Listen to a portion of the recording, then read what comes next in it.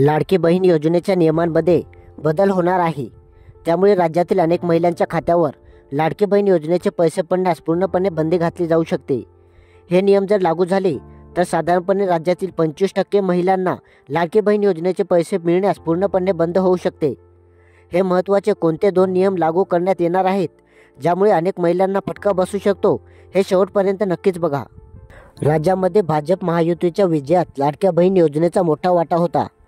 या योजनेतून राज्यातील 2 कोटी महिलांच्या बँक खात्यामध्ये सरकारने 5 महिन्यांची रक्कम जमा केली होती. लाडकी बहीण योजना सरकारने 28 जून 2024 मध्ये सुरू केली होती. महाराष्ट्रातील आर्थिकदृष्ट्या दुर्बळ महिलांना आर्थिक सहाय्य देणे या योजनेचे उद्दिष्ट होते.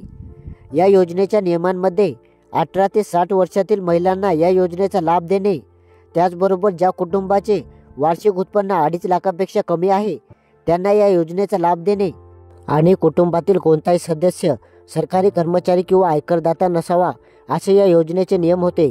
मात्र या नियमातील 2 नियम बदलले जाण्याची शक्यता आहे. या योजनेतून दरमहा 2100 रुपये देण्याची ग्वाही महायुती सरकारने केली होती, परंतु पुन्हा महिलांच्या खात्यामध्ये 1500 रुपये देण्याचा नियम होऊ शकतो.